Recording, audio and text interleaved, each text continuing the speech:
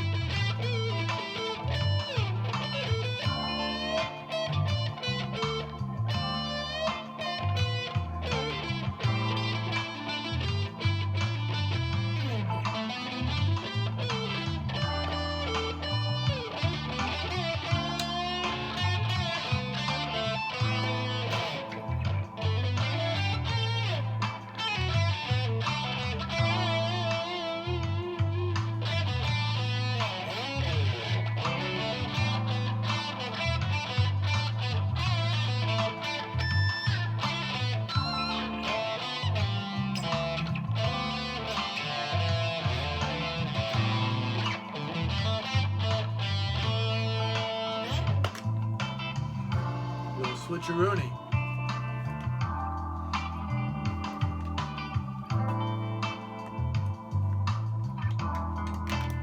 I missed it. Missed the intro there. Timing is everything.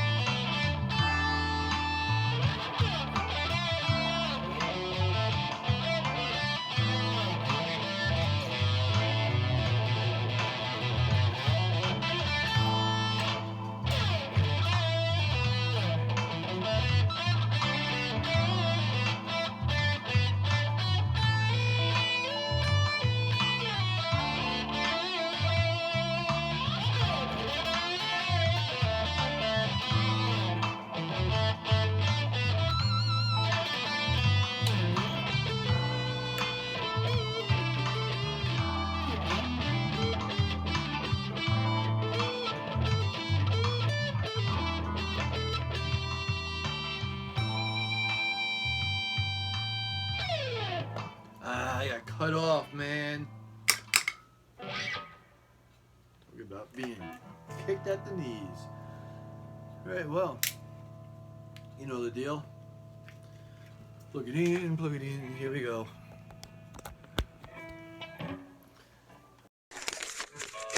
Alrighty. Sorry, I know I'm probably making a lot of mic noise right now. Okay.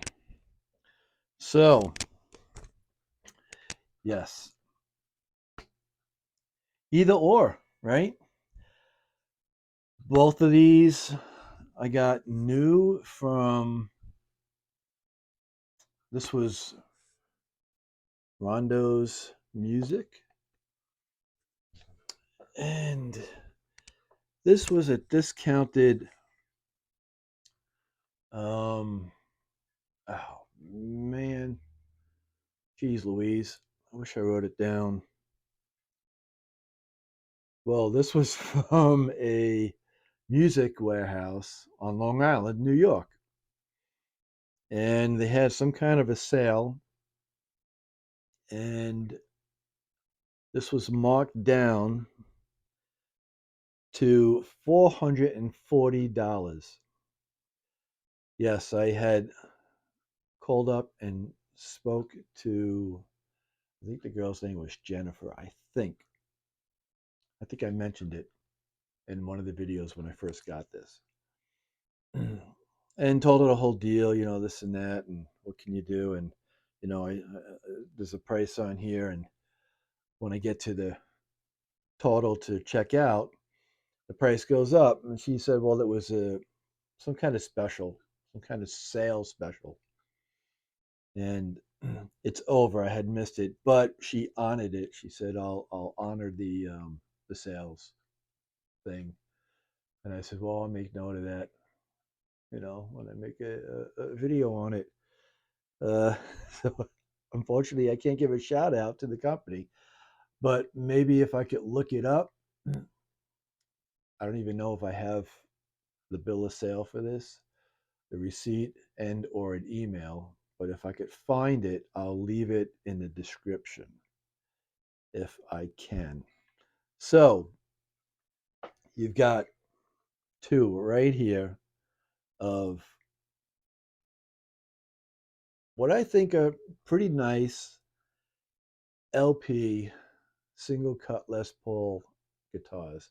You've got your ever so famous Epiphone, right? And then your Agile. So let me start with the Agile first because it's already in my hands. This thing here was brand spanking new with no issues, no sales special. The price was marked down to $459, and I had this in a couple of days. I'm not sure if it was Michigan where they come from, but central United States. It didn't take long for me to get it. And you've got the Agile, looks like abalone script inlay on the black headstock. You've got the border going all the way around the headstock, neck, body. And you've got this 3-line kind of deal. Grover tuners with the flute on the back, handcrafted in South Korea. And you have a solid headstock neck set in body. So one piece, I can't see any kind of seam here. I even looked with my black light, and I'll mention the black light again on the Epiphone. Into the body, 3-piece mahogany. You could see it clearly. One, then a line there, 2, a line there, and then 3. This one here is 500 K pots on the volume knobs. On the tone, they're splittable, which I don't use, and I just wish it was a direct current. I think you get more juice out of it that way, but that's just my opinion. I don't know if that's a fact. You've got a graphite saddle savers. You can see the black graphite and graphite nut. Abalone, no, this is sorry, mother of pearl trapezoid inlays on an ebony fingerboard, 22 fret.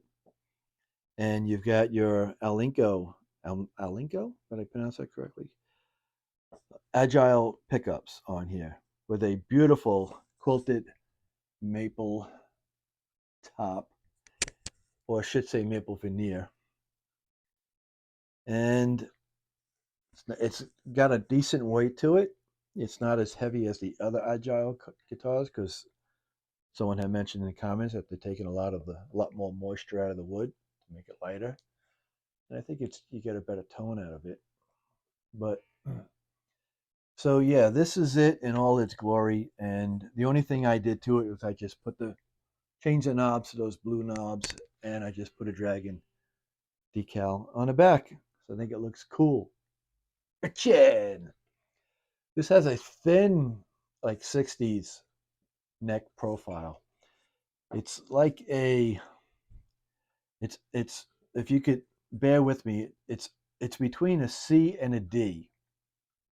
So what I mean by that is that it comes out and then it comes out and then it curves around and then flattens out on the edges. That's the feel that I got on it. So great for chords and great for soloing. You can just go everywhere on this guitar. And on this particular model, like most of the other newer ones, the older ones don't have it. They have the trapezoid at the first fret. So really cool guitar. $459, brand new. You cannot beat this guitar. This model is a AL3100MCC. And I was on the website. I would honestly have to say about 2 weeks ago, and they still are selling these for $459, brand new. And there's nothing I can complain about this guitar, other than the fact that I just wish it had locking tuners. Only for the fact of I don't like to wind strings or use a luthier's knot. I'm just lazy. I want to pull it through, lock it, tune it, and snip it. But I just pulled this off the wall, and I haven't played it since about a week. Since about a week ago, I played this, and it was still right in tune. So yeah, no complaints here. And you know, for what you get for an LP style guitar, despite the fact that it doesn't say Gibson on the headstock, mother of pearl inlays with an ebony fingerboard. It's more like a standard kind of Les Paul. You got a smaller horn here, by the way, which I've never mentioned. And it's just a fantastic guitar. My favorite is the bluish green, the blueberry that I bought used. That's basically my favorite LP. Second to that would be my color, Epiphone color. But I'm not bringing that up into the mix because I bought that used. These are guitars that I got fairly new, direct from the place. It wasn't like a Guitar Center used guitar that's been in the store for like 3 months. So going on to this modern, it's light enough where I believe, because I simply forgot, my memory is going by the minute. I believe it's chambered, so it's weight relieved. Yeah, it even sounds like it. It resonates fine. You've got your coil. Well, this splits, but it's just hard. No, sorry, this one splits. Yeah. I haven't even played it for so long. I forgot. So this is your phaser. You go in the middle. Plus, it works in any position of the pickups, but best in the middle. So this is your phaser. These are your coil splits to split the humbucker into single, which again I never use. This is nice to have on any guitar. And all you got to do is, like I said, you get the most potential out of it. You get the most sound out of it when it's in the middle. It's just rolling back on the volume knobs. You'll roll back the bridge, and you get that warm Monday morning overwound, creamy single neck pickup. Put it on 10, you roll back on the bridge, and you get that spanky, quacky kind of Strat sound. So, and it's all how you use the knobs. But then again, you know, I didn't even think about it while I was playing to even show you the difference. But that's how it works. So this is their Magma burst. It's a Tiger Maple veneer top, just like the other one. Not a cap, a veneer. And no polka chip around the three-way toggle. You've got your Pro Buckers pickups, which I think sound really good. I know you could buy these used. Guys are getting these guitars and ripping them out and putting other stuff in. I mean, unless you're going to put like a Seymour Duncan or Damasio, particular pickup in there, these sound great. So I love the one. It's the same one in my Koa. And I love the way that thing sounds with the wood and all. This thing here is your Epiphone, and it looks like hmm, could be mother of pearl inlay. I'm not sure. I don't really know. I get so many guys just ripping on me if I mispronounce something or leave something out, and they'll give me a whole list of all the specs on the guitar just to be a schmuck. So I'm really not sure. This is the old Karamazoo uh, book headstock. This has locking Grover tuners. Yeah, sweet. But it came with the strings wounded. So I had to loosen the string, pull it through, tighten it, tune it, and then snip it. So now it stays in tune a lot better. I believe this was a Graph Tech nut, similar to graphite, I guess. This also has an ebony fingerboard, and I believe these are pearlized, like plastic trapezoid inlays on here. No special border going around it other than the white border around the guitar. Nothing fancy with the lines like the Agile. And you flip it over and you've got this nice cutaway, which I don't know why Gibson doesn't do this to all Gibson guitars and all Epiphone guitars, even in new Gibsons. This is like the best thing, especially guys that are solo guys, and you want to get down here and you want to play and slide down there quick. They got that extra space in there, contoured, which I think is sweet. And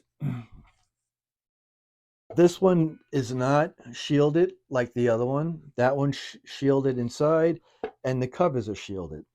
This isn't.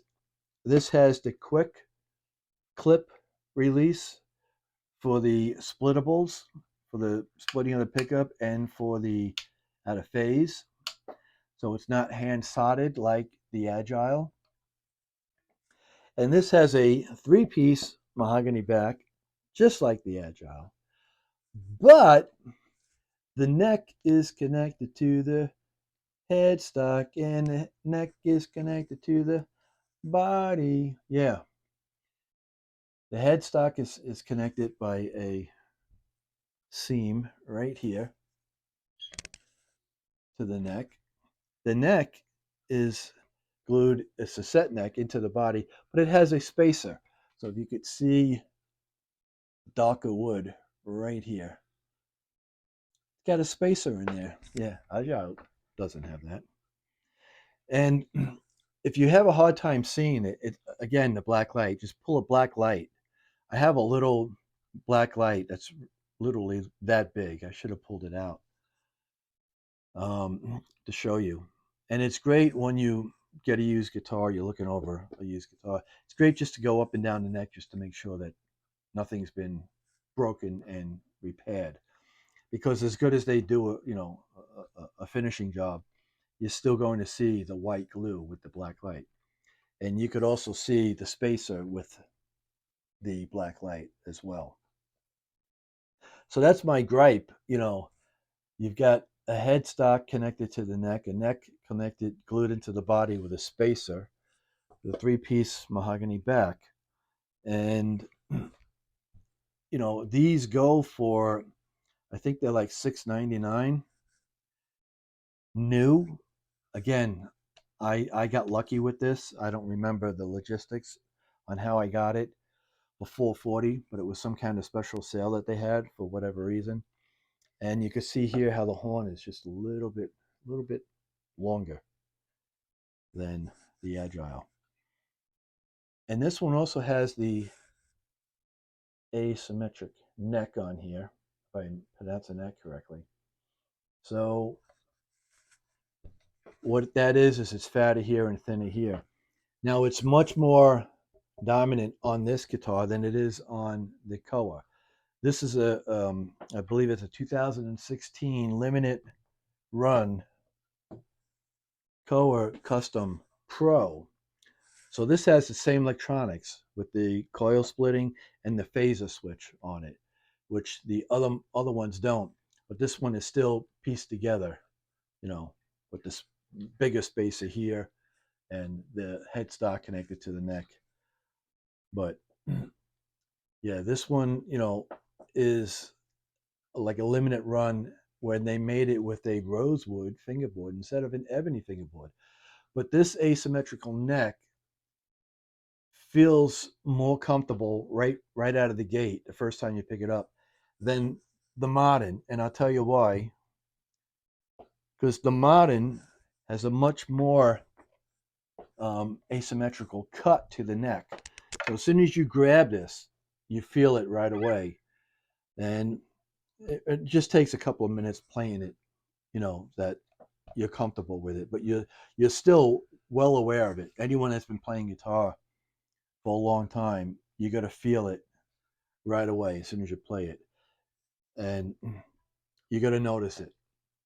And it's not going to make your playing worse. It makes it easier, but I like it more on the Epiphone because you don't notice it as much, if that makes any sense whatsoever.